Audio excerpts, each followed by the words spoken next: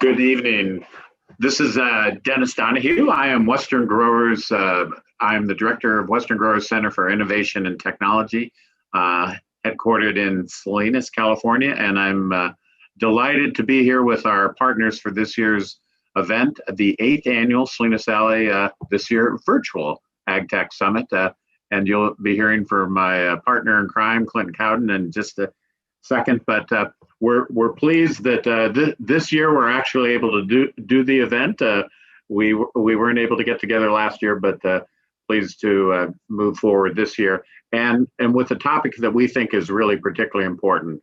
There's a lot of interest in ag tech. There's a lot of activity, and the reality is, in order to execute that ag tech agenda, we've got to have the right workforce, whether that's preparing students for tomorrow or upskilling our current workforce. So it's an important conversation, and we're looking forward to tonight's conversation and to tomorrow's activities as well. Quick housekeeping note, translation services for this evening's events are available.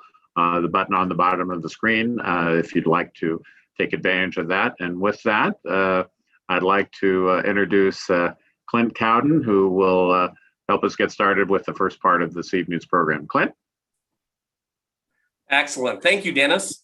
I would like to take a moment to thank the amazing people that worked for nearly 8.5 months preparing that 2020 Salinas Valley AgTech Summit just to have it postponed. So I would really I know it's virtual, but if we can give them a virtual, big hand and say thank you very much for that, a tremendous amount of work that they put into that. Additionally, I would really sincerely like to thank all of the sponsors, both our returning sponsors and those that are joining us for the first time. You clearly understand and appreciate how important this event is for sharing innovations of best practices in ag tech for the fresh produce industry, as well as providing scholarships to support our students. I invite all of you to visit each of the sponsors and let them know that you visited their website because you attended the Salinas Valley AgTech Summit. I would also like to express the committee's deep appreciation to Chevron for being a titanium sponsor of this 2021 event. Belen, would you please go ahead and play Chevron's video?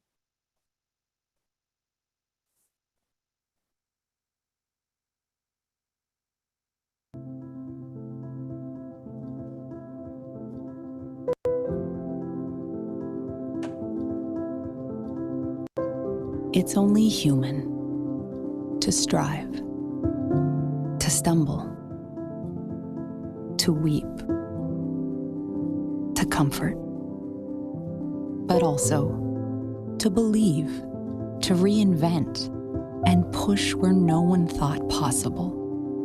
Because in a world of ever-growing demand and ever-evolving expectation, we believe there are some things only humans can do.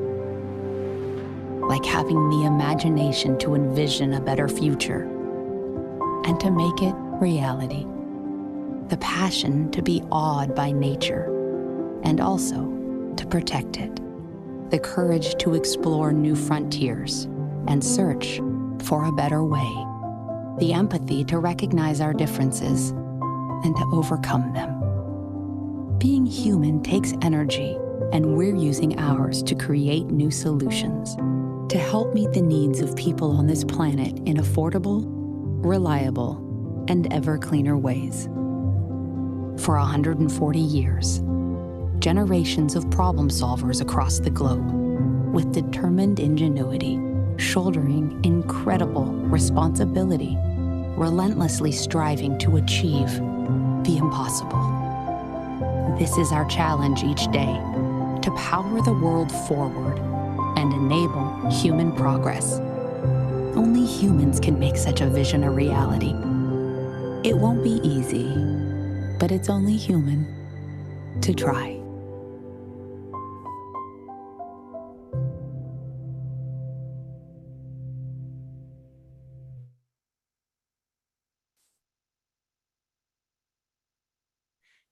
Excellent. And thank you very much, Chevron, for your support of this president's reception. I would also, go ahead, next slide. Like to thank our platinum sponsors, Central Coast Community Energy and Driscoll, as well as our gold sponsors, Ag Land Trust, Monterey County Ag Commissioner's Office, and our local RDO dealer. I am taking a second here to see if Dr. Rodriguez is on the line. I'm here. Thank you. Excellent. Sorry, from my screen, I couldn't see you. Then now, truly, it is my privilege to introduce Hartnell's new Chief Executive Officer, Interim Superintendent and President, Dr. Raul Rodriguez, who will share more about Hartnell College and our commitment to agriculture, technology, and training the workforce for our region. Dr. Rodriguez joined us in July and will continue in his position for 3 years. He has served as Chief Executive Officer in the California Community College system since 1995, including leadership roles as Superintendent President for East Los Angeles College and the Chancellor of Rancho Santiago Community College. Please welcome Dr. Rodriguez. Thank you, Clint. Good evening, everyone. Welcome to the 8th Annual AgTech Summit. It's really an honor to be here, and I want to welcome you on behalf of the Board of Trustees of the Hartnell Community College District. You know, this AgTech Summit is an amazing idea. This is the 8th one, but this is my first one, so I'm really learning, what it's all about. But how exciting is this idea of melding together agriculture and technology? When you think about it, Salinas Valley is some of the prime farmland on this planet. And we're just a stone's throw from Silicon Valley, which is one of the prime high-tech development areas on the globe as well. So, it's wonderful to have this synergy between ag and technology. Technology is all around us. We've been dealing with this pandemic for the last year, right? It's been a year. And even with that, there's a lot of tech, and I'm not talking about the vaccines. I had a phone conversation earlier this week with a colleague on the East Coast in North Carolina who is applying for a patent for an app for your phone where you take a selfie of yourself, and within 20 seconds, it can tell you whether you have COVID-19 or not. And, so it's amazing what technology can do. And we're actually exploring whether we can pilot this new application at Hartnell to help us when we go back face to face.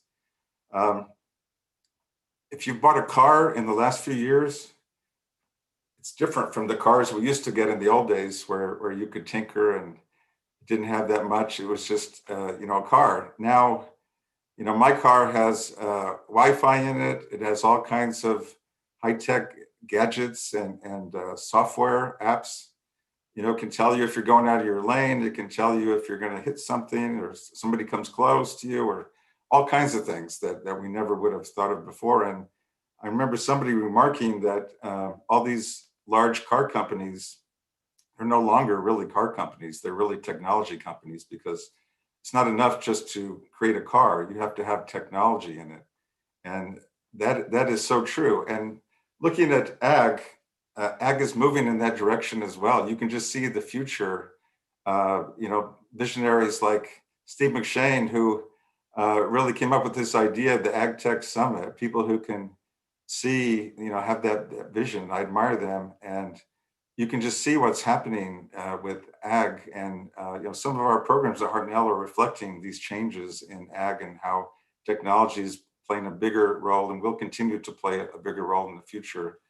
I'll talk a little bit more about that later, but instead of me just talking the whole time here in this welcome, we wanted to show you a couple of videos. And the first one is about our Ag Institute at the Alisal campus, and that was produced by the Monterey Bay Economic Partnership. I'm proud to say I'm a board member of that organization, and they did this video last fall. And then we have another video from a Zoom panel that was students from our ag program, graduates, talking about their experience in the ag program. So I'm going to take a little hiatus here and show you two videos.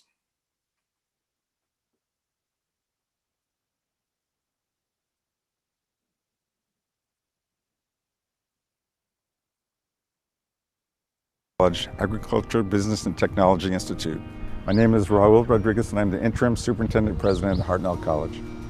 Here at the Ag Institute, as we call it, we have a 100-acre site, we have state-of-the-art facilities, and we have many programs that train students in areas like agriculture, business, automotive and diesel technology, computer science, welding, and our latest program, mechatronics, among others.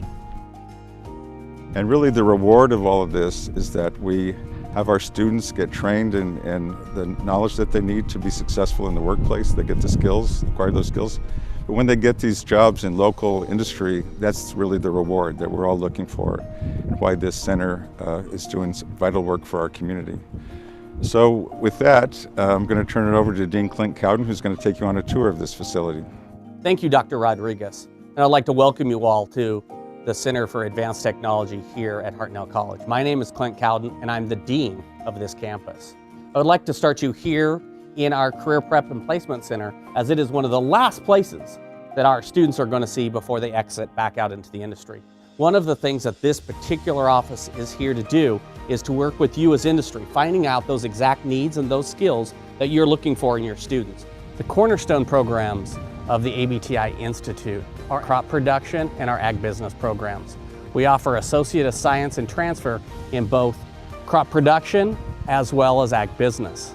Our students continue their careers into industry, working as certified crop advisors, pest control advisors, food safety technicians, and our ag business students continue on selling fresh food and produce all around the world. Here we are in the welding shop, where we are equipped to train the next generation of welders, be that in food grade welding with our TIG program or our shielded metal arc program for our structural welders. This is the simulation lab. One of the benefits of having simulation is we're able to have our students be able to work in environments that are not readily found here in the Salinas Valley, such as snow and our truck driving equipment, or an open pit with our earth moving equipment.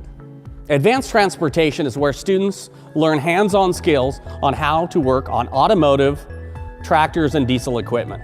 Students are able to analyze individual circuits, but then continue to connect them through so we have the complete makeup of the automobile.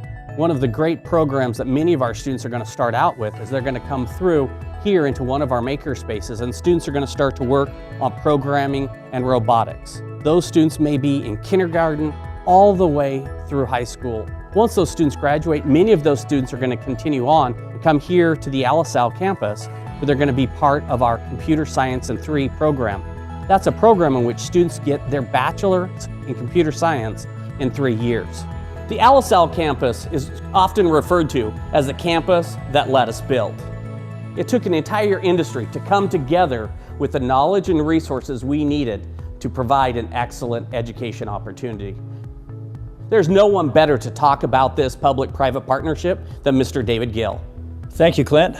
My name is David Gill. I'm with Rio Farms. I've been in the ag industry my whole life, and I'm excited to be working with Hartnell. We know what we need, and we know Hartnell can provide that education that we need as an industry. And we need additional training. We need technicians. We need automation. We need students who have software knowledge, and our equipment today is more technical than ever.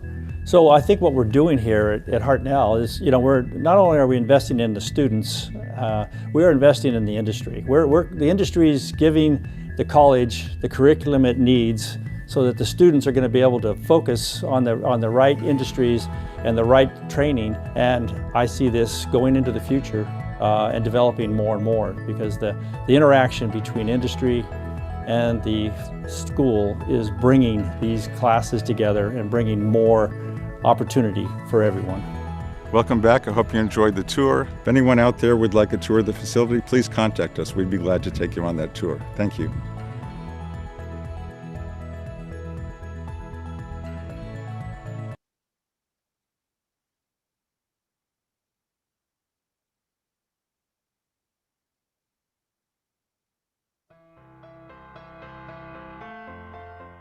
And I think that's what makes it great, is the fact that you meet everyone in your class, you make great friends, colleagues, you establish relationships with, your instructors or your counselors. I mean, there's counselors that I still reach out to when I have a question, whether it's with any application that comes my way. I feel more comfortable going to them. And same thing with staff or previous instructors. I feel like we've built that one-on-one relationship because we've spent so much time together in a smaller setting, right? So you can go up to them, and ask them, whether it's a personal question, whether it's a question, regarding what should you do, what's next. The instructors that I had at Hartnell from a personal level are very insightful, are very passionate about what they do. They don't just show up to collect a paycheck. They show up because they care about the student, they care about the school, they care about themselves and their reputation. So I'm extremely grateful for all the opportunities and the mentorship that they have to offer. I was able to connect with a lot of ag industry leaders. In my phone, I have a lot of contacts now that I can email them and call them, and whenever you need a letter of recommendation or advice of anything, or the struggles that you're probably going in college, they will help you. There's a lot of programs and services at Hartnell that you can do, whether internship or outside in the community. It's not only for agriculture, there's a lot of other things, technology that you can play around with and do your own thing. And get involved. I was talking to the California Women of Ag coordinator and outreach program, and we connected, and a year later I got a scholarship from them. So when you keep in contact with industry leaders and they see that you still want to do your career goals and you're getting involved in a lot of things, they will offer scholarships, job opportunities, you get leadership skills, a lot of that. And it goes a long way when you have those things in your resume. For me, it would be, I'll tell myself to work smarter, not harder, because there'd be times where you're stuck in a hole, you feel like you're just not be able to jump out of the hole or obstacle that you're running into. Say you're in an automotive program, you're trying to diagnose a certain problem and you have no idea what's going on. Kind of just break it down to yourself. You got to know what it's doing, what it has to do, and work your way around it. You learn skills from other fellow technicians that you meet along the way, and you learn more ways that your professor can also teach you. For Escoto, he would teach me all ways to use certain tools, learn ways to not to injure yourself, all about shop safety. Me being in class with Escoto, he was able to break everything down to me to the simplest form. To specifically, a specific class would be automatic transmissions. I didn't know anything about automatic transmissions. I don't know what I was looking at. I didn't know anything I was touching on it. But me being with him, he was able to break everything down to me. I stayed after hours so we could read the books, go over some subjects of that matter. And yeah, it was probably the most fun. I never thought it was as work. It was more of just me enjoying learning something new every day. I always tell the new people that I meet is it's okay to feel uncomfortable, and there's no such thing as a dumb question. For me to get over that obstacle, I was always asking questions. I was never really afraid of looking dumb because something that I won't know, I'll probably use it in the future, you know, and just continuously, just everything I've learned in that class, I brought it with me to all my future jobs that I've experienced and outside of work, in work, along with just people that I meet. You learn so much when you work every day and you enjoy what you love doing. You obviously don't see it as work. You learn something new every day. Um, Me being the youngest technician in my fleet, I'm 23 years old. Everyone around me is 40 and up. And I always look back thinking before Hartnell, I didn't know anything. I didn't know what a wrench is. I didn't know what a ratchet was. I didn't even know how to take off a tire. I didn't know how to change oil. And if it wasn't for Hartnell, I wouldn't be where I'm at now, working on these big machines, being down and dirty and covered in grease, and let alone me being out here in Yuma, outside of California for the first time. That's such a big opportunity for me and my family, being the first person to go to college. I always say that if there's something you want, you'll make time and you'll put in the effort to get it done. So I think that just honestly, maybe not finding the balance, but you know that you're going to have to cut back on some areas. You're going to have to either go out to eat with the friends or sit down and do your homework. I think that's where it kind of comes down to it. And I think a lot of us sometimes really don't think about it. We don't put it in perspective like that. But if you want to get the job done, that's what you have to do at the end of the day. So I think it's just learning a balance, and then also being very open about what you're going through. So communicating with either your boss or with your teachers. I know a lot of professors at Hartnell, if you let them know like, hey, I have a really big thing going on at work, like I'm not going to be able to make it, or I have to leave early, they're more than understandable. Like they know, you know, you're not in high school where it's just go to school and focus on school. Like they understand you have outside work.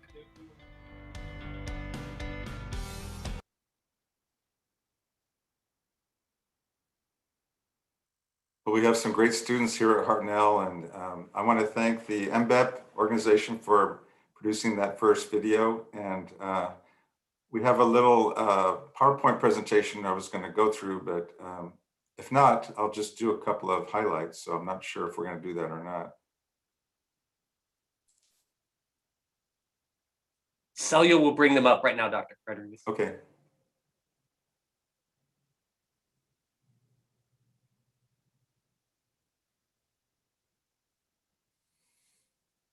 So there's a question from someone asking about what are the opportunities for industry to partner with Hartnell with these programs. And there's always opportunities. And we have advisory committees for all of our different programs, and then a larger steering committee that oversees our Ag Institute programs. And so just contact Dean Cowden if you want to get involved and have us work with your organization.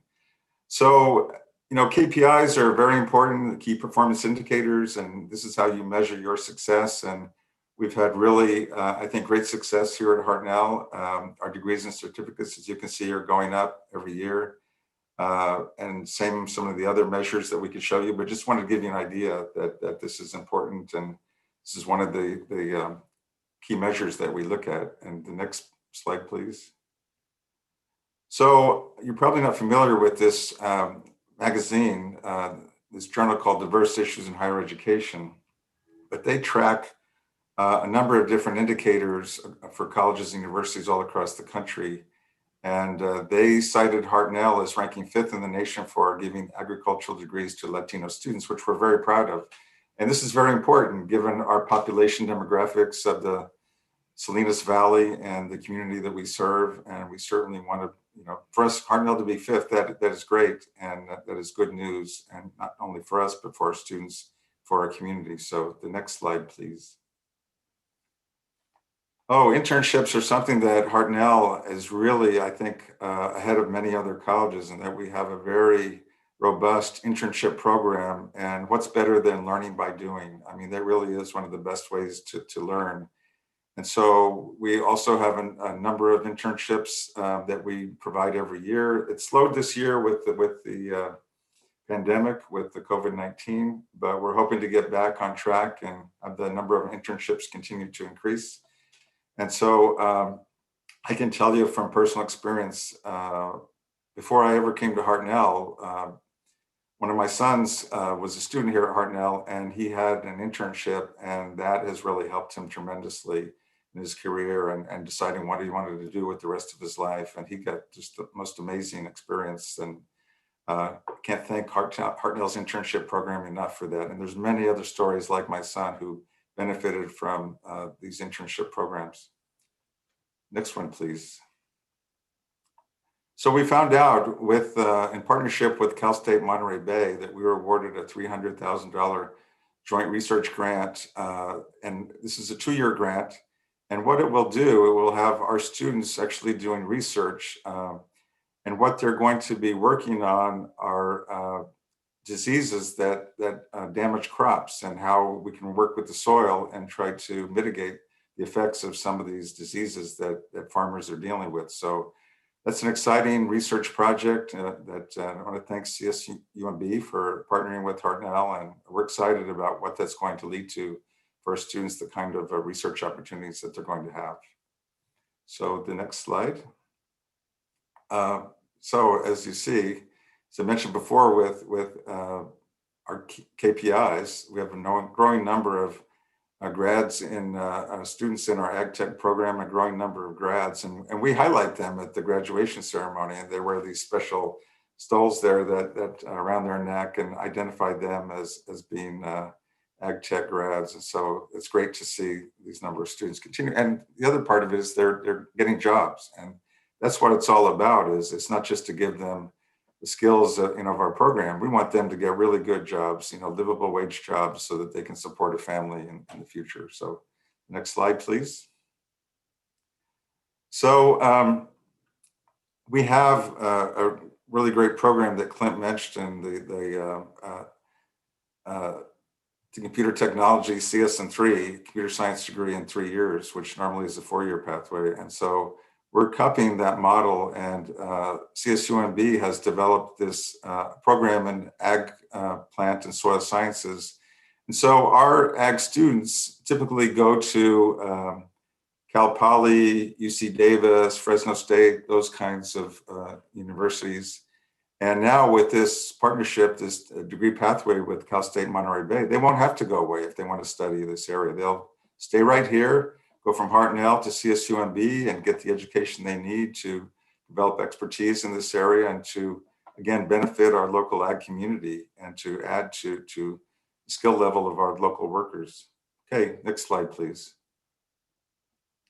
I'd be remiss if I didn't mention one of our local giants who passed away recently, Andy Matsui. And from the beginning, he supported the CS3 program. And without his philanthropy, without his big heart, and without the many gifts that he's given to this community, we wouldn't have some of the programs that we have here at Hartnell. And he was so generous, and we can't thank him enough. And we miss him. And but he's someone who will live on in our memory. So thank you, Andy Matsui.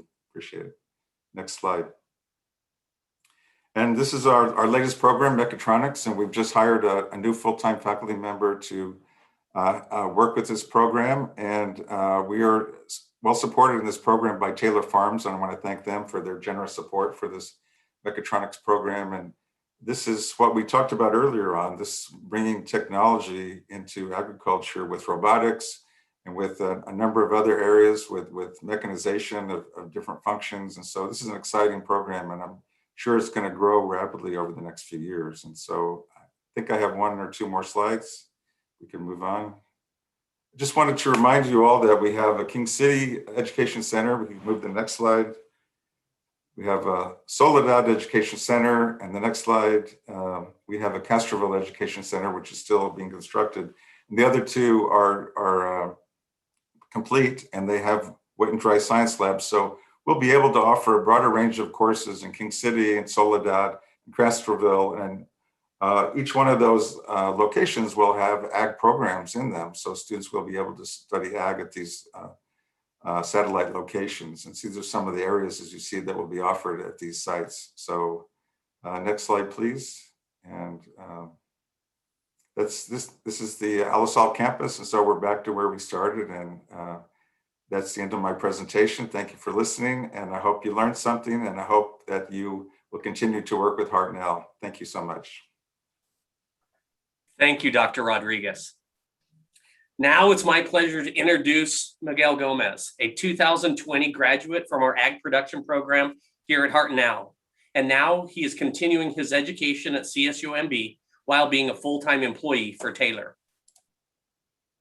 When Dennis asked me to find a student that was truly one of our top 1%ers, you know, that student that understands that the agriculture industry is global in nature, but especially when we start talking about the vegetable and the fresh fruit industry, it's very much built on the Salinas values. And finding a student that understands that they never can stop learning if they want to continue to grow. Well, we at Hartnell knew exactly the right person for that. Tonight, we have over 400 high school students that are watching us through our YouTube live channel. So Miguel, would you please speak to these students about how you became successful? And I'd like to welcome Miguel. Of course, I hope everyone is doing well. And as previously mentioned, so I am Miguel Gomez, born and raised in Salinas, California, and I'm checking in with you all from Yuma, Arizona. I will start with one question. How did I get here? I would need 30 minutes, but I only have 2 or so, so I'll make it count. Let's take it back a quick moment. While attending Hartnell College as an ag production major in 2018, I will name drop my boss, Lisa Hearn from Taylor Farms. She came into Hartnell and she was looking for interns for Taylor Farms. And fast forwarding 3 years, and in conjunction with being a full-time junior at California State University, Monterey Bay, forming part of the first cohort of students enrolled in the newly launched Agricultural Plant and Soil Sciences, AGPS major. I'm also forming part of the Sales and Operations Department for Taylor Farms. There is never a dull moment at the office, either at the processing plant or the field. And I will mention, in acquiring these skills and moving up the ranks in my career, I've been provided the opportunity to travel down to Arizona, the Arizona desert, which is 550 miles away from home, and expand my horizons. Yes, picking up all your bare essentials and moving away from home for 4 to 5 months doesn't sound exhilarating, but it is an element of my job that furthers my knowledge and skills. It is for the better good. One must understand how networking works, be determined, responsible, committed, be self-motivated, go above and beyond, be a team player that supports the culture of entrepreneurship with people skills, and above all, be disciplined. This list can continue, but I will note that having effective interpersonal skills, critical thinking, professionalism, and exceptional communication skills are essential for one's growth.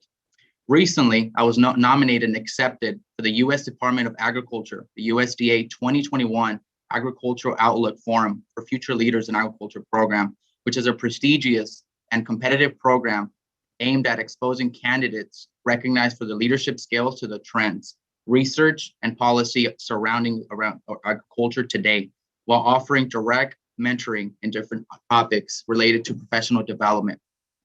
If I may, don't fear change. Always raise your hand and say, here, yeah, I'll do that. Anything else? And above all, be willing to learn. Remember this, you don't have to get it right, you just have to get it going. Now, what is next for Miguel? The journey has just begun. There is much more coming. I am interested in the business and product development at Taylor Farms, willingly volunteering and exposure and cross-training with the Taylor Farms quality assurance, food safety, production, research and development teams have prepared me for this endeavor. As a personal goal, I believe great things have happened in the Salinas Valley, but even greater ones are coming, and I intend to participate to help get there. We are the Salad Bowl, and for one, we all know, we plant, grow, and produce crops that feed America, but most importantly, on the same concept, we are producing the future skilled leaders for generations to come. I believe the generous support offered by the Salinas ag leaders, the Hartnell College community, the instructors, counselors, programs, etc., continue to reinforce our self-confidence and solidify our motivation to become leaders in the agriculture industry in the Salinas Valley. I will continue to steadfast my commitment in supporting the local agriculture industry with the goal of inspiring our youth as we need more leaders, like many on this stage, to continue to motivate us, them, all to keep pushing. Every day above ground is a good day. Keep fighting for your dream. So don't let it be a dream. Make it reality. Now is the time. Just remember this. The dream is free. The hustle is sold separately.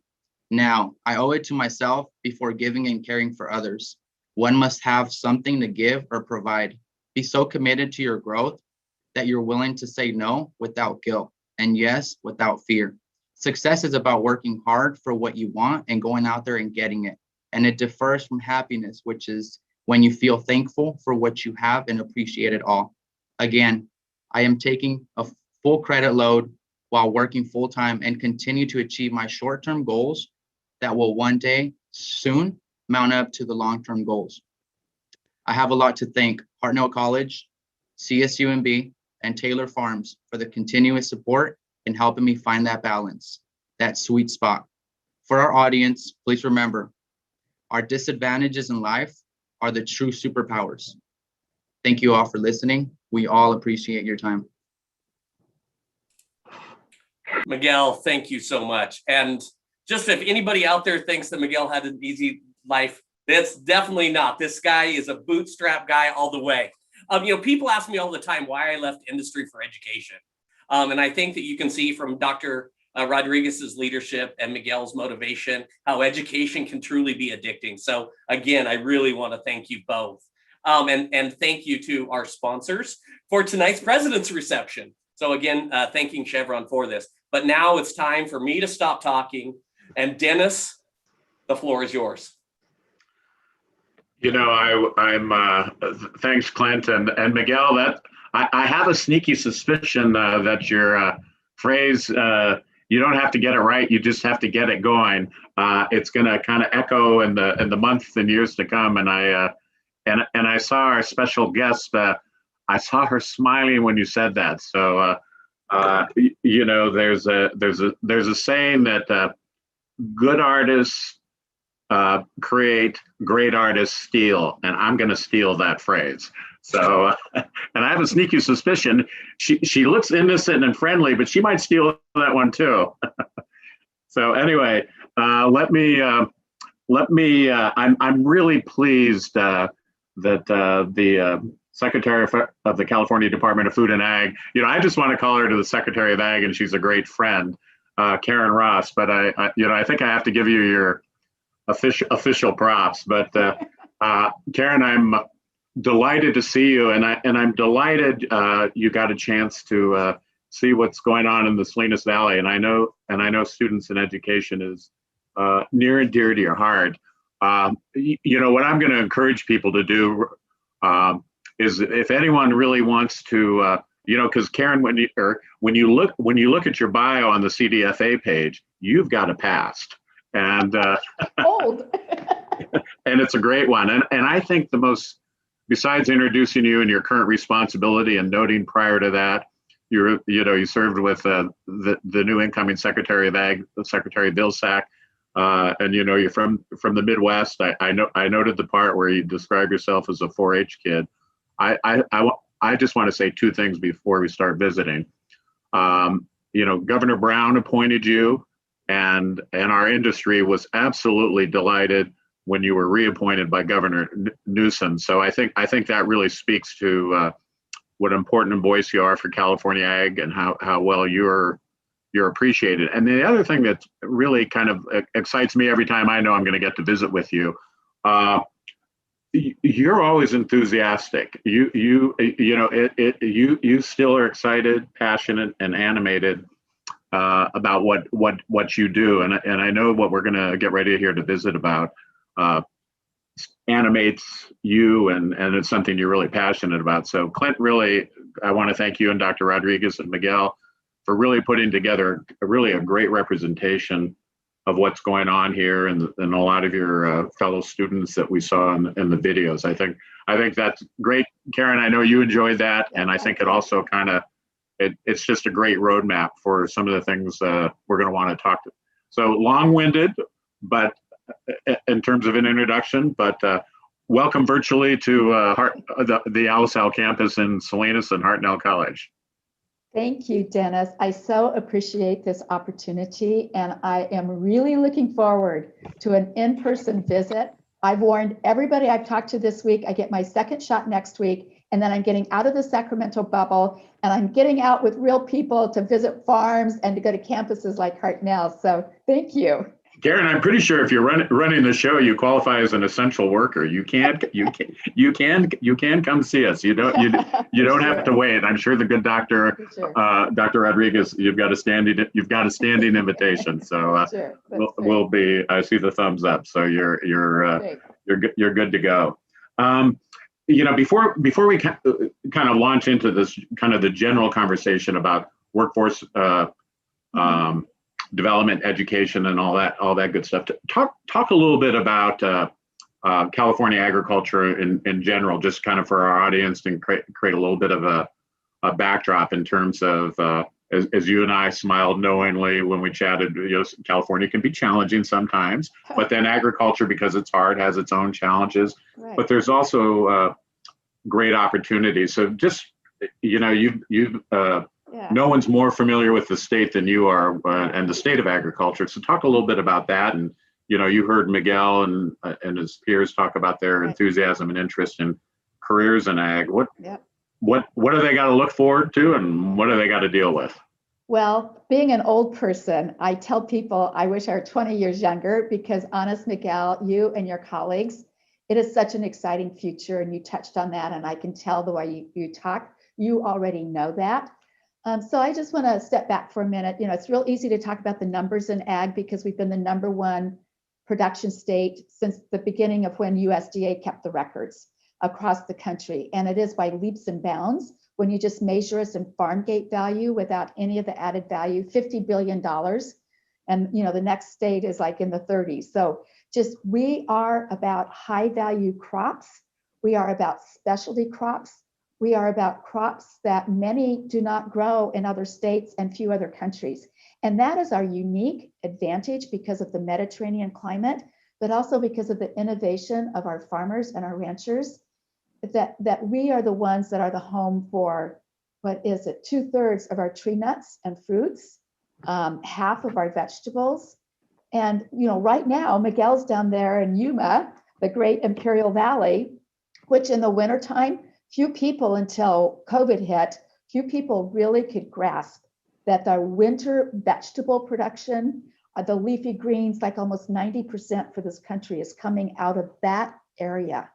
This is a unique strategic advantage that we have, not only for what it means for the delicious, nutritious food for our own citizens in the state of California, but all across the country and increasingly around the world.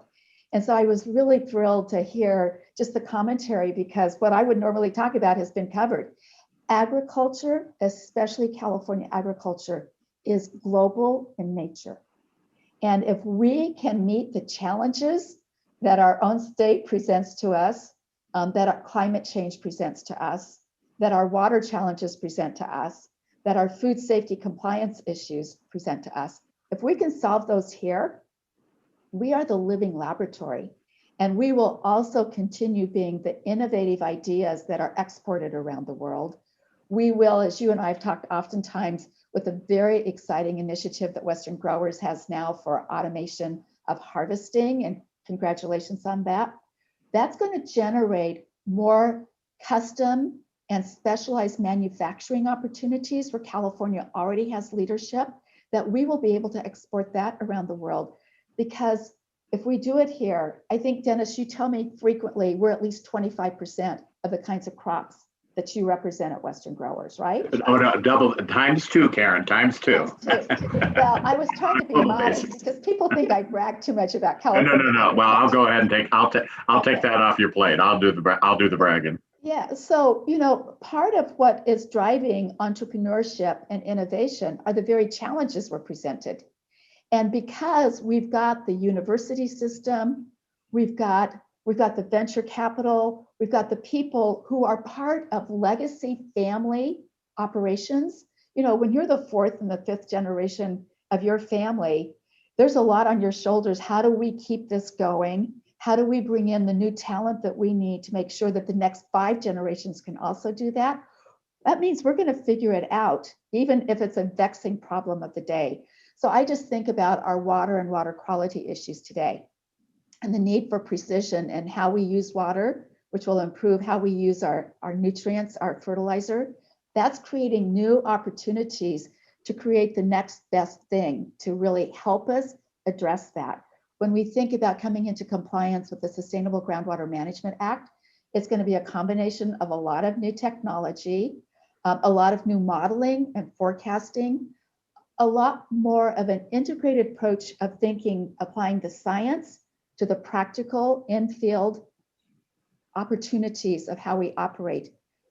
I always feel so at a loss because I can't even begin to imagine what the solutions are going to be, but I know there are many people that are doing it, and they will come from people who grew up in agriculture, but they will also come from people who don't know agriculture, which makes it very important to do what Western Growers is doing at your Innovation Center.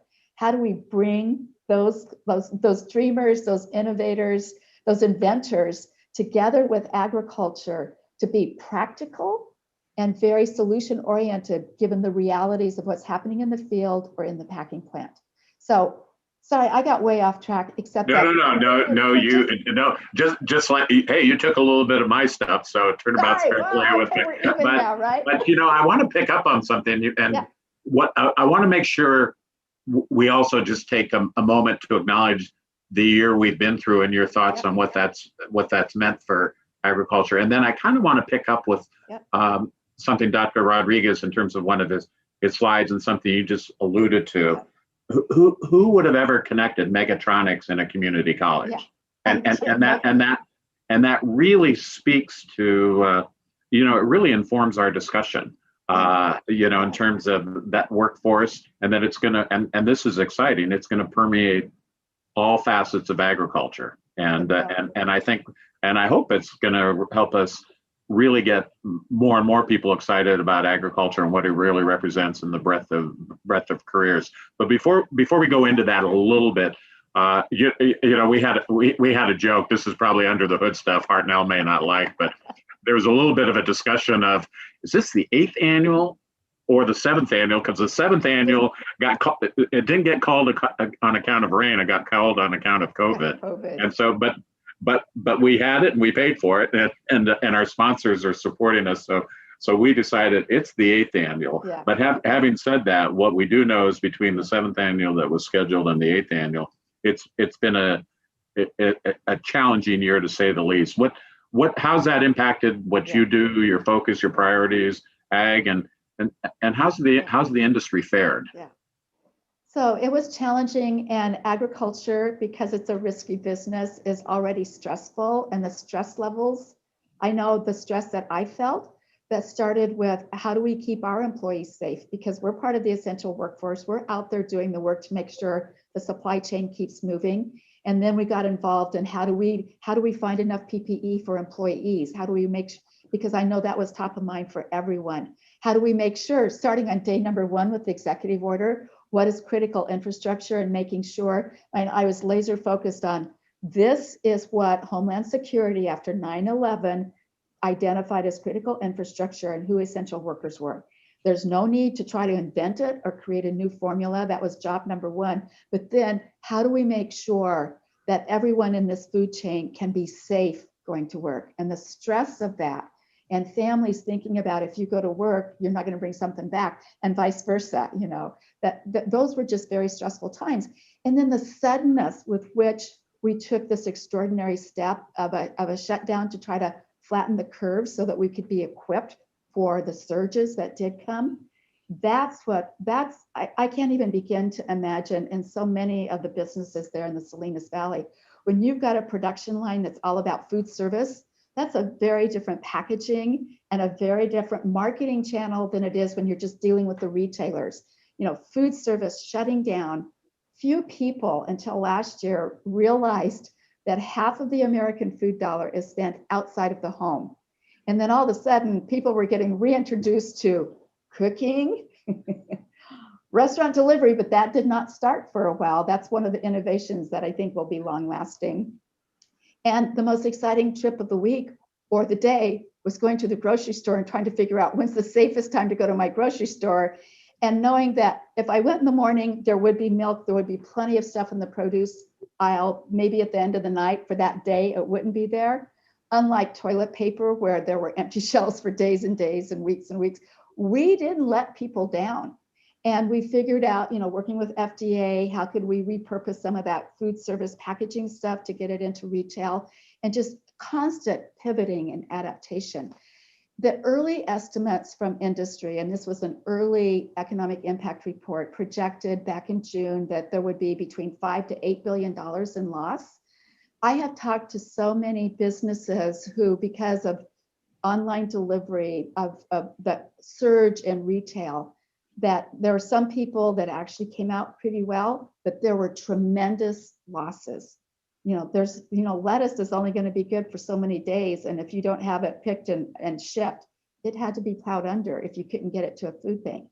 But to the credit of this industry, at a time when 73% increase in demand at food banks happened, this industry in agriculture in California upped what it was donating to food banks to make sure that that food wasn't going to waste. So the industry just showed its resilience. It's what we're so lucky to have. Yeah, no, they sure did. And I think one of the reasons, and I, before running the Innovation Center, I was a Western Growers member, and I was a grower shipper. And one of the things I've always respected, and we saw a little bit of it with David Gill. I mean, we certainly with McGill, the future, and who's the caliber of our work, and they are essential. But David and his peers,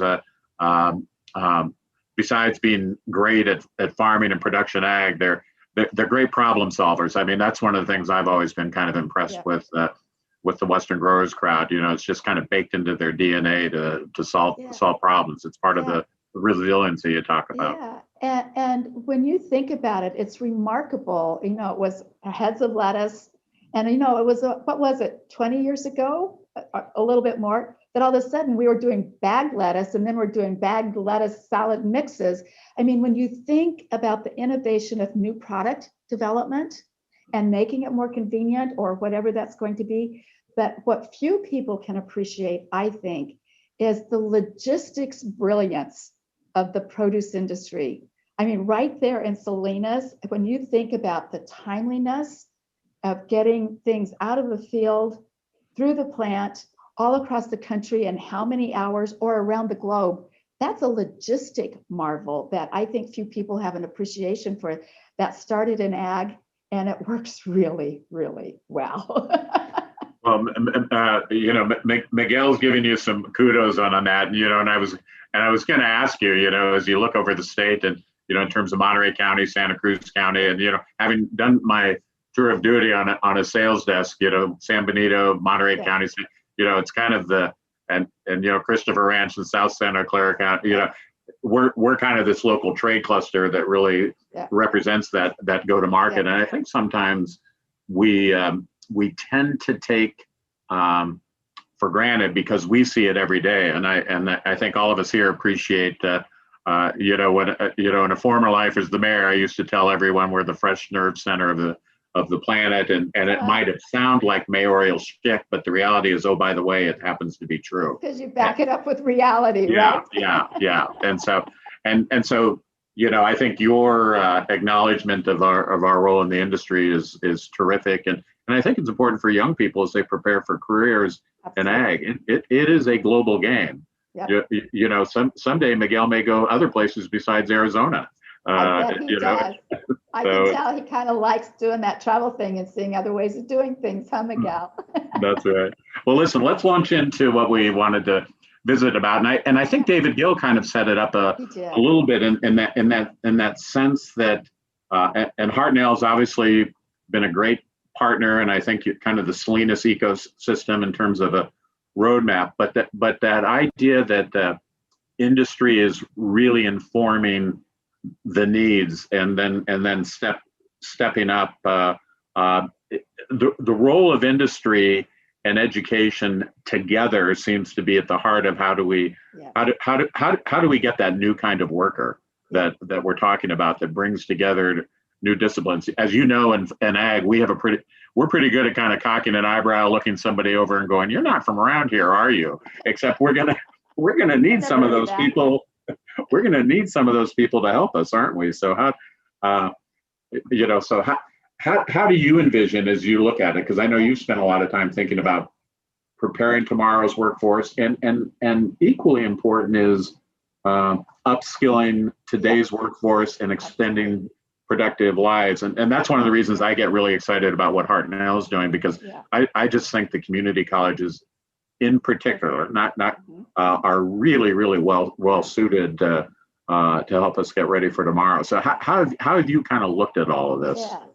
So, it's not like people are sitting around without enough to do in business, but at the same time, and this is what I see in Western Growers membership and have historically, is that got to solve problems. Somebody else is not going to do it because they don't know the specifics of what those problems are. And this is where, on top of everything else we're doing, we need to be the partners with, like what you all are doing with Hartnell. And I've watched that happen over the last decade. The healthcare sector in my region, where I reside in Sacramento, a decade ago, they were looking at severe projected shortages of all the different disciplines within healthcare that they needed. Some at a much higher technical training than others. And so they created a consortium of healthcare business owners who had a lot at stake here to show the seriousness of this is what we're going to need and this is what we're projecting, who created a consortium to sit down with the regional high schools, community colleges, CSU and UC in the area, and just mapped out, this is what we foresee of what the needs are and what the gaps are going to be. How can we partner together to make sure we're doing the right kinds of education and training that we can help feed people into that? And I think we're at a point where I honestly believe, Dennis, with the leadership of you and the folks at Western Growers, we need to do some of that mapping and make it available not only to Hartnell, but to the community college system in particular. But let's not be afraid of, let's be bold and let's do the master plan for the future of agriculture. This is what we need for workforce to be truly successful, because of the diversity that will make us better, because we want to do homegrown talent, but we also want the energy of new talent coming into it. And we don't want just ag schools to know this. We want the mathematics and engineering and social sciences to know that. I could have blown you a kiss, Miguel, when you talked about the need for critical thinking, people skills, and communication skills. I mean, when we think about the world today, you've got a lot of expectations to live up to, Mr. Gomez, so, go for it. But I honestly think we need to think that boldly about telling this state, agriculture helped drive the success of this state, and we're not going to go away, no matter how challenging it is. We just need support, and we need new thinking to make sure that we can continue to contribute. Well, and one of the things that I think is really important, and you and I were chatting about this, one of the things that really excites me, and you're just stating it really, really clearly, California is a challenging environment, and that's fine. It is what it is. Agriculture is challenging too. But, this issue of getting the workforce right, because this is a global conversation. This is all over the planet. And so I really think we have an opportunity to lead again. I often tell people, do not take California agriculture for granted. Mistake. Because we're hanging out with the Silicon Valley, and they paved over the Valley of Heart's Delight to get to Silicon Valley, and that valley left too. And if we're not careful, we're going to think of things, market things, finance things, and take them to market, grown who knows where. And we want it to be here. So the skilled workforce is really an extraordinary opportunity, I think. Absolutely. And it's skilled in that, because when we think about ag and all the needs and how multidimensional it is, it's also the skill to be the researchers coming up with the solutions from the lab all the way to that application. So I also think that if we would collectively come together and do that type of here's what the needs are, here's the integrated approach that needs to happen, who wouldn't get excited about ag? I just did a speech to a women's leadership group this afternoon. They're like, well, this is exciting stuff. How come we don't know about it? How do we get young people excited about it? And I'm like, how do you get old people excited about it? This is like, if you want to think about a new career opportunity, bring your skills to ag. And not only is it exciting, it's golly gee whiz discovery stuff. It's also some of the most rewarding work you will ever do because you're connected to community. You're bringing people around the table for good, nutritious food. And I think after COVID in particular, and Western Growers has talked about this for years, people are so mindful about their health and the nutrition aspect of this. This is not just about calories for people. This is nutrition to really focus on how could I be more resilient to COVID. Well, let's avoid diabetes. Let's make sure we're as healthy as we possibly can be. So I'm sorry, Dennis, but produce is going to have to lead the way. And I think we're happy to sign up for that duty. One of the things I've been thinking about more recently, it's easy to kind of get caught in kind of a catch-all of glittering generalities. Like ag tech is really a catch-all category, but it has a lot of different components, and in the end, success and progress in ag is usually very specific in terms of moving the needle. So when we think about developing skills, one of the things I've thought about with ag tech and education, there's a tendency to think about, Miguel and his peers and got to get them ready. But, another big part of all this is how do we extend the productive work life of workers and retraining, and, what's that going to look like? I know in the last week or so, I had a chance to visit with your good friend, Abby Snee, in the Department of Labor, and they're thinking about workforce development. And so what's out there in terms of, developing that roadmap? You mentioned math, engineering, but who's going to be around that table in the state of California? Because we really do have extraordinary resources available to get this done. Who are the players? Yeah, so that's where, we in ag could be the ones to initiate that. And I will tell you, I call it a boatload of money that's come to this state and will be continuing because of economic recovery for workforce development. And local and regional workforce development boards are going to respond to what they know is in their area or what the people they're hearing from. We want to proactively be able to frame for them, in different regions of the state based on what the centers of excellence are, who are their community colleges or other facilities there. We want to be able to frame out, here are the needs that we have, like starting, and thank you, Dr. Rodriguez and the Dean for, the food safety, thank you, FSMA, but the food safety certification program, irrigation management, nutrient management. I hate to say these words, but regulatory compliance, more and more, we need somebody who's dedicated and can understand those systems and take on that reporting role and give you the assurance as an employer that you are in compliance. When you think about just the daily activities, that the smart people who work in our fields, they're at the first step in all of that. Who's interested in taking some hours to be able to get a certificate and start to ladder up from the field up to supervisor or manager or learn how to be your own farmer. But I think we really have to think about some of those very specific tasks that, 10 years ago, did we need people in the field to have a food safety certification? Well, FSMA brought this to us at a whole new level. We now have the League of Food Processors set down because they were seeing a dearth of qualified lab techs for food processing in particular, with all the new science, the new math, the new equipment. And so they partnered with West Hills Community College to try to advertise, this is a need and you can get a certificate in this while you're still working full time. I think those are the kinds of specifics we need to identify in the short term, because we want to upskill and extend the life of the current workforce and show them a pathway forward to new and better jobs. And that will help us solve the very specific issues right now, while we think longer term about, what technology is doing to change this. Well, and one of the interesting things that's kind of surfaced as I've moved around the state and talked to community colleges, and how do we create kind of this statewide network? What was interesting was, and Hartnell is a great example. They've got some great teachers that are busy teaching present needs. Yes. They're not necessarily available for future needs. Right. They may be, but they may not be, because they have.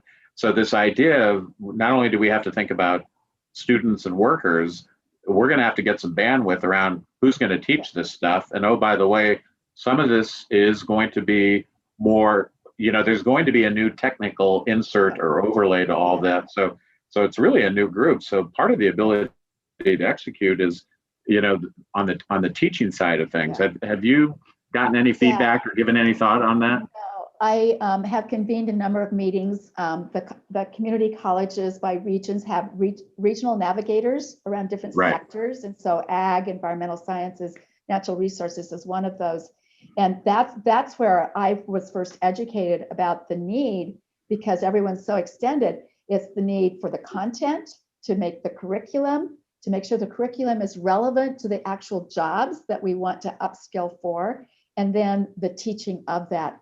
And I do, I know everyone's so busy, but it's also a chance for industry to step into classrooms at different times to be part of that teaching process, because I think it just makes such a difference to people to actually see the relevance, like, oh, well, how does this really connect to a real job? And sometimes you just need to have that kind of someone who's in the business every day, sharing their knowledge and helping everyone see that's what this is about. That's why this is so important. Yeah.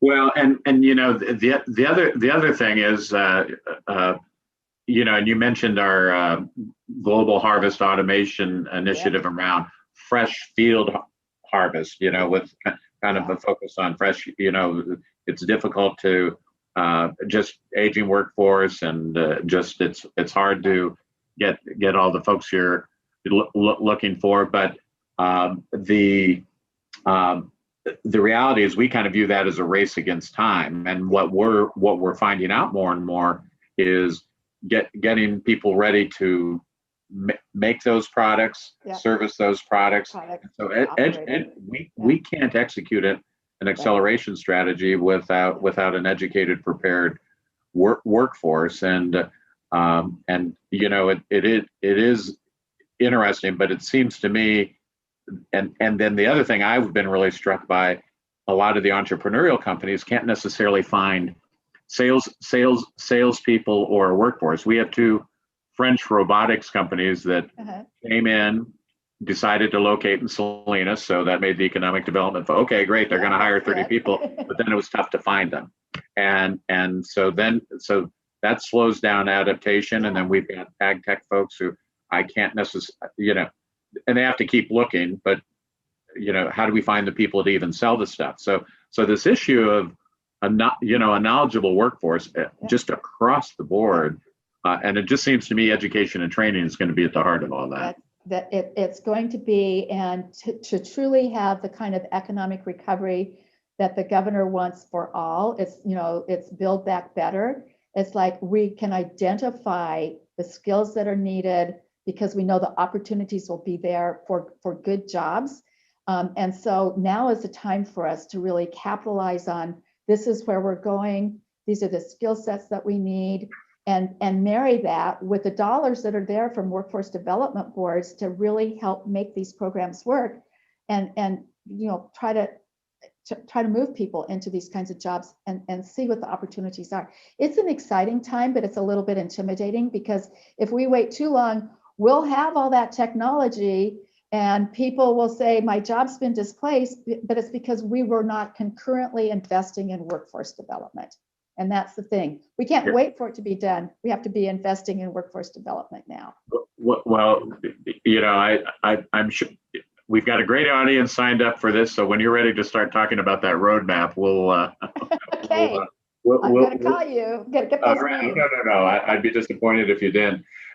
Put your Secretary of Ag hat back on and look at kind of the big picture. And you've alluded to this, the importance of ag to communities. I know we also get you get excited about, what this can really mean to communities. I mean, I certainly believe that, I mean, I love being the mayor of the community and representing the people and the various institutions. But, I think you got a really good taste of, if Hartnell works well, it really lifts this community at a lot of levels. And so, Yes. I think, and as Clint, as he proudly showed off his, backdrop and all the industry support. I mean, the reality is, that public-private partnership has just meant a lot. And then, as Dr. Rodriguez showed you, the expansion opportunities. It's I mean, that was impressive to see King City, Soledad, and Castroville. And Castroville, I didn't know that. Yeah. The artichoke folks are going to love that. That's good. It, right? Who knows? Yeah, they're going to get moving again. So not that they're not doing all right now, but I mean that footprint is huge and just means a lot for communities as well. And you kind of see that throughout the state, the importance of ag getting to, and being really a vibrant part of a community. And the community colleges, because we're all going to, and this was mentioned earlier, we are all going to have to be students of lifelong learning, because the technology is advancing so rapidly that, I mean, I couldn't go out and get a job, but don't tell anybody. I want to finish out the one that I have right now. But it's advancing so rapidly. And so we're going to have these places that we can equip people to be able to rapidly adapt with what the changes are going to be. And I don't see that changing for anybody. And I think it will especially be true for ag, as we try to, be rising to the occasion of feeding 10 billion people with an ever smaller environmental footprint. The challenges of doing that and to do it well with good nutrition are just going to continue. And so what we have to think about is the continuum of our education system. And I would argue, starting with ag in the classroom, so kids get excited about, golly gee whiz, that's what science is about, or whatever it might be.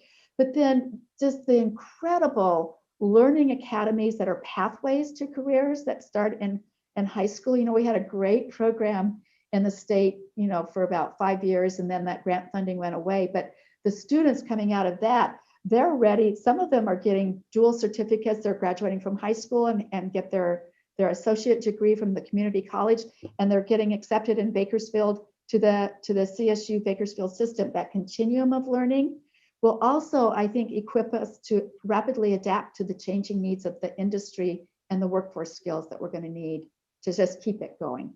Okay, a couple more questions, and then I'll just let the audience know if my co-host Dean Cowden, he'll flag down if there happen to be a few questions. We're right across the hall from each other, but don't be fooled by the screen, the background, and we're together. And question for you, kind of a big picture question. Besides education needs, industry needs, what's your take on kind of the importance of this whole issue, broadband connectivity issue? Well, that's why I asked. Is there something kind of still lurking in the water, so to speak, that do we got to get that done as well too? And how's that look from your perspective? We do have to get it done, and we here again, I think there's real entrepreneurial opportunities. We tend to think about this is what we need, and it's only fiber, it's only this, and with new satellite technology and battery storage, who knows what that's going to be, but we have to have it. And this is what, for my 10 years, people have just assumed it's California, you've got Silicon Valley, connectivity is not an issue for you. And I'm like, drive a mile off the freeway and I'll show you what connectivity challenges we have here. Right. And then 2020, teleworking, teleteaching, don't go crazy. We've got to stream more stuff so we don't go crazy because we can't go out. I mean, think about, and then telemedicine. We've been wanting to advance telemedicine for years and years. And then last year it finally worked. We came to understand broadband is not a nice thing to have. It is essential to have, and especially in today's world. And that's what 2020 taught us in ways that many people did not know was even an issue. So I'm a member of the Broadband Council for the state of California. We finished our action plan that the governor asked for in an executive order. We completed that right at the first of the year. And it starts out with, we have learned that broadband is essential, and it's having broadband speeds. We can't just build for what we're doing today. We have to build for the future, because there will be more home entrepreneurs that are going to be doing their businesses all online. We saw that already with small farmers who in a week's time created a platform to do direct to consumer sales. We want to build for that so you can be entrepreneurial from whatever community you're in. So with our action plan, the state of California says that we need to have broadband speeds 4 times what the federal standard is. And just today I saw an article of a former FCC member saying, oh, we don't need broadband at those speeds for agriculture. We know they're dealing with a lot of data, but they don't have to submit it all at the same time. It's like, some of this, our equipment out in the field is doing like gigatrons. I'm so illiterate on this stuff. It was like gigatrons of stuff. And we have to have the capacity, folks, because this is another whole future, data analytics, to use it for forecasting and better improving our modeling. As we try to understand new pest introductions and those pathways, I think about all the ways we need it just as a state agency. This is the big deal. The budget for California has a significant investment now, and it's really going to go towards education because that's so woefully underfunded. There's going to be huge dollars coming from the federal government in this. And it's not just at, the FCC that's doing. I have a friend who's now with the National Economic Advisors Council at the White House, and he called me after he got there. He goes, I didn't know USDA had a broadband program. It's like, yeah, Reconnect is another big one. We need to know where all these pots of money are and then leverage with our private sector partners to make sure we've got a plan by local communities to go get those dollars and upgrade our local broadband. Well, and here's some simple stuff. And I always tell people it's ag tech. I raise my hand for ag, and then I try and be the best possible parrot I can for tech. But take a simple thing, and we've been talking about our harvest initiative. No, and we have to challenge those assumptions about ag every day because if and our valley a little bit. If you can leave Salinas, go to Soledad, and glad Hartnell has a spot there. But then when you head out to the Arroyo Seco, whether it's a vineyard or it's crops off the beaten path, we can't be disconnected to get to get field information. How's the harvest going? We don't have a pass on. Hey, we only provide food safety data on where we can routinely. I mean, we need stuff immediately, and I think people miss that sometimes. So that's an important initiative, and that's good advice. And I know there are enough people in the audience will be on your doorstep for that one too. Yeah. The other thing I just wanted to ask you, you've kind of observed and watched this technology and innovation space, and like I said, it's kind of a it's a catch-all phrase. It could be analytics, it could be automation, emerging soon, and and our friends in Sacramento will be part and parcel of all this. The soil sciences with the change of the social currency around the synthetics are changing to the biologicals, and we're going to have to, and with that comes growers are simply going to need new tools. The climate change, the ground stress because we're still in a drought. You're seeing diseases you hadn't seen before in a long time. So all of these issues. So ag tech is this big catch-all. It is. I've really spent a lot of time around this field harvest and the robotics thing. But what are you drawn to? Just put on your isn't this stuff interesting hat. What do you like? Well, are you kidding? I love it all. Well, you like everything. Okay, well, prioritize. I'm excited about everything. And I think part of it is because I'm not from the sciences. I'm an English major. I did the soft sciences, but I just have such an appreciation for science and its role, and especially after COVID, that was science that delivered a solution faster than anyone could have ever projected. And that's the type of science that's now available to us, whether it's for plant breeding, as we use CRISPR technology to know how do we create drought resilience and still do traditional breeding, but we can shortcut that whole process. I mean, the idea of something that we could have never dreamed was even possible, 10 years ago. I sit here in Sacramento, and within this, because of the UC Davis campus, we've got 100 of the world's largest seed companies that are here because we've got the intellectual capital and human capital and the venture capital here for companies to come here to put their innovation centers. And I know Western Growers has partnered with a lot of them. We just had an announcement today that BASF is opening a new research and innovation center in downtown Davis. We are attracting those types of people who know for the food supply, they're going to capitalize on agriculture. We've already got a very strong and robust biotechnology industry. A lot of it's focused on health and medicine. But as I started out with the whole emphasis on nutrition and avoiding some of those chronic diseases, those are going to create new opportunities. So, I get excited about that. I wish I could articulate better what they can do. I just know that it is the future. And Miguel and his friends that are students now are going to be creating it, and they're going to be solving those challenges, and it's here. Well, I see Miguel clapping, and one of the things, and I think we'd be remiss, in my screen I do see Miguel and Dr. Rodriguez, and I want to make sure you get feel free to unmute and say hello to Karen, and if you have any questions, or if Karen would like to visit with you, like I say, I'm pretty sure we're just get it right. Yep. Don't have to get it right. We're going to get going. Yep. You said a few things I took some notes on, but I want to make sure you all get a chance to say hello. I do.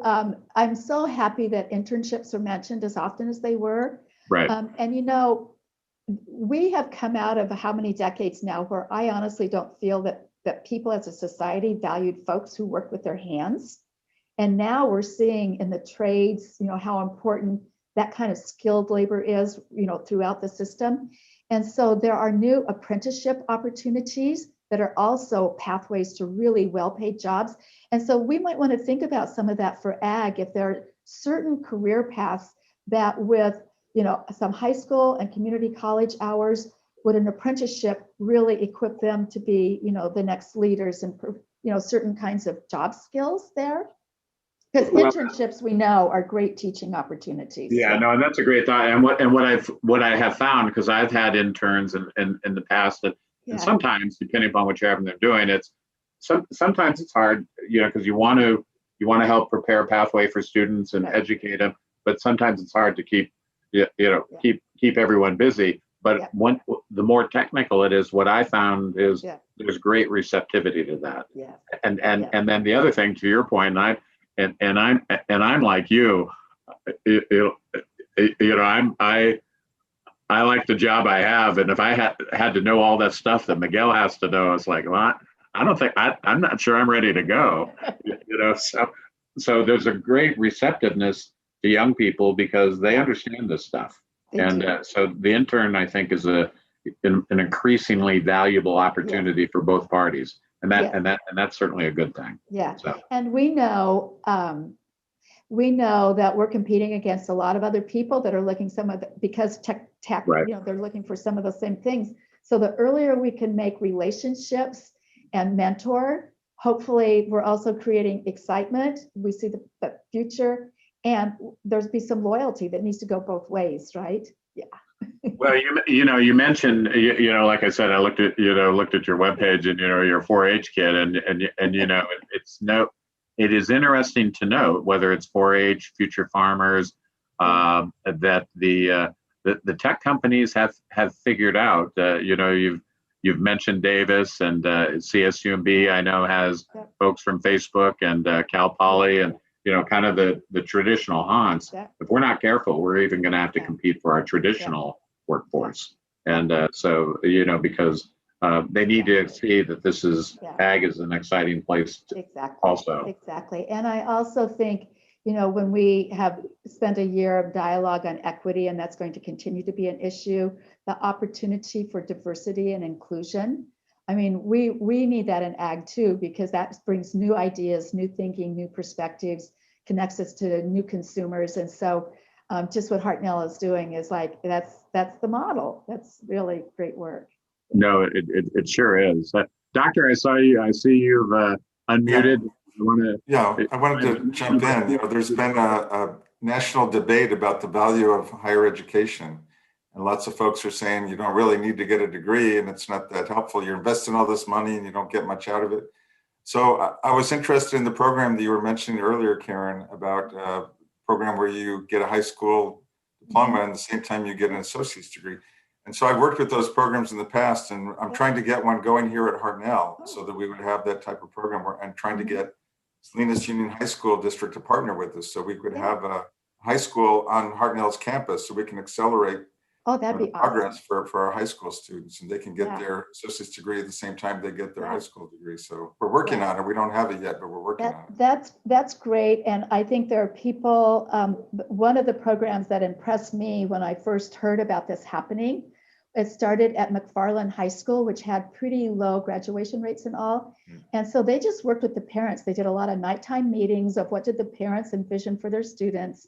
And would they be willing to invest, the kinds of hours to be engaged in this?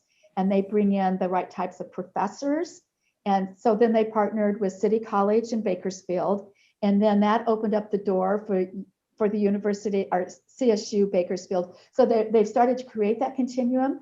And it's just so inspiring and awesome because it brought the community together to have a shared vision about how do we continually improve our community. So good for you. And if I can help connect you with some of the folks that I've heard through the San Joaquin Valley Partnership, I'd love to do that.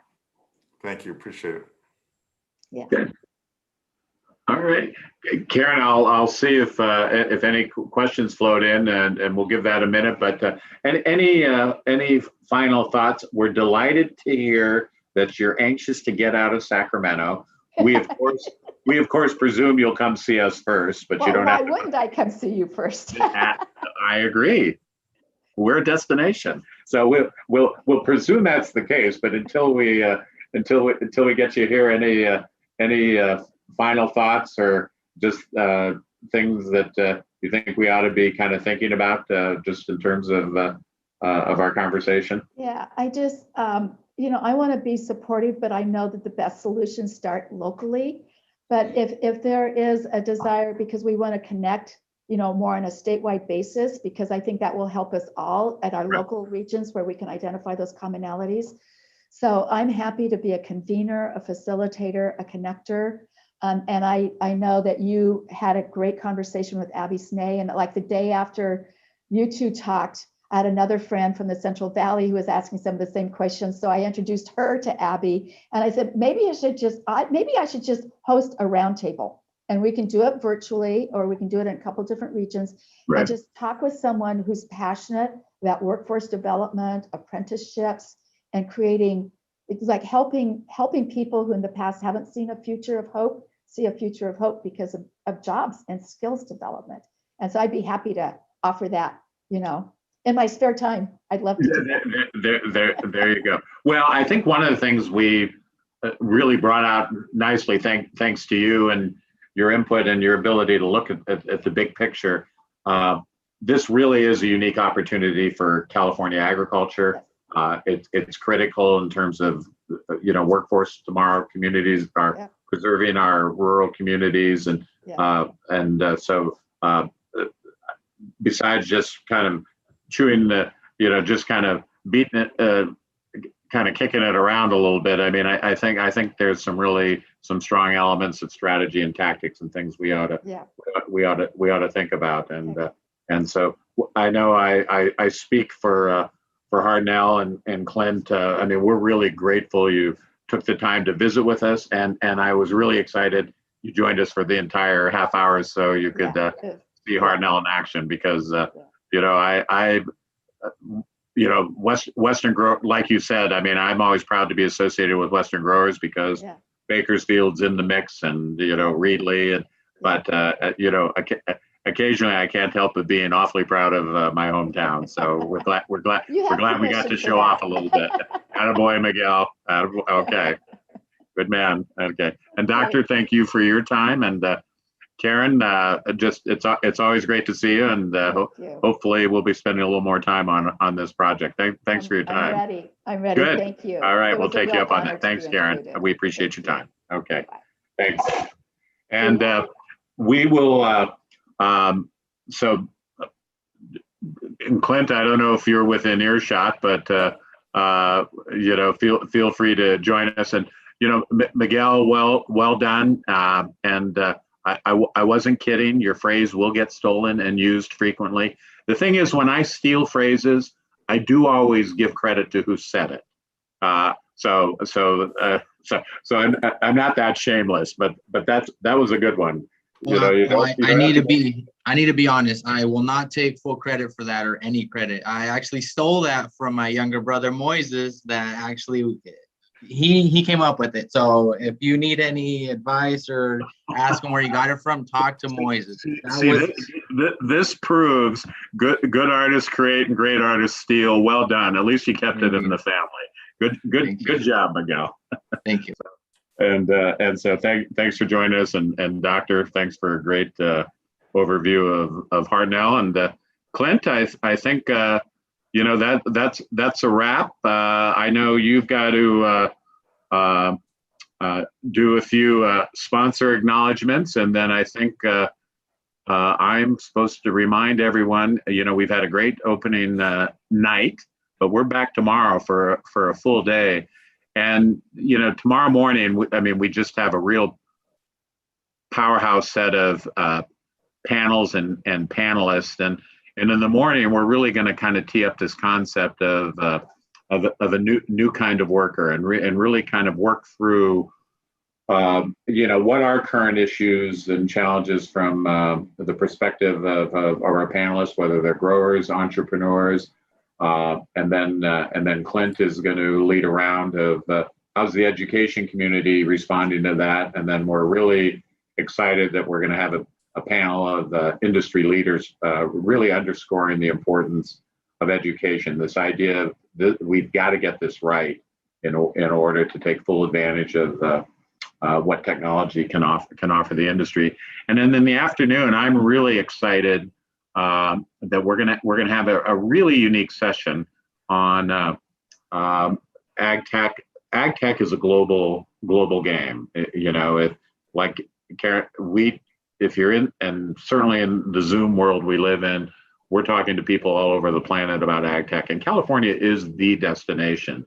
And we're routinely talking to the Dutch, New Zealand, Israel, and there's an important ag tech, scene information beginning to happen, and a lot of Salinas Valley growers, besides having operations in Arizona and Mexico, it's a global game. And then from a Western grower standpoint, our Central Valley friends, in order to be in the market year round, they're down in Peru and Chile. So it's really a global game. And so it is important to understand what's going on in the world. And so we're going to get an overview from some of the leading players in Mexico and Latin America of what's that scene look like. Two of the panels will be, I'll interview Tomas Pina from the Yield Lab just to kind of start things off, and Spanish translation will be available. And then we're going to have two panels in Spanish with English translation available, kind of the view from the growers and then the view from the entrepreneurs. And then I encourage you to make some time to listen to Elisa Blanco from Chile, who kind of closes as our keynote speaker. And she's going to be talking about water, which is a subject we care about in California. And the similarity, water is a global challenge, and there's some real similarities between California and Chile and some of their approaches. So it's really I think kind of a unique session, terrific panelists, and we hope you'll join us tomorrow morning. And we're going to be back at it at 9 o'clock sharp tomorrow, because we're hanging out with Hartnell College. Class starts at a certain time, so it's 9 o'clock. And with that, Clint, let me let you have the last word and make sure anything we need to do to make sure our terrific sponsors are acknowledged, I'll give that back to you. No, and Dennis, again, thank you so much for setting up a phenomenal lineup of speakers. And then I just want to finish it with, again, over there in the chat box there, go ahead and click on that. And that is a fast link to jump you right into where our sponsors are, their virtual booths. Take a look at them and let them know that you came to their website today because you were at the Salinas Valley Ag Tech Summit. Again, one of the reasons it's free this year, one of the things, and again, it's tremendous support from this group of again, what does Ag and Tech do? They're so phenomenal about their support, but we just really thank them so much for their support. And look forward to seeing you all tomorrow morning at 9. Thanks, and we'll see you. And thanks to all of those who joined us this evening, and we hope you'll be back tomorrow. Thanks very much, everyone.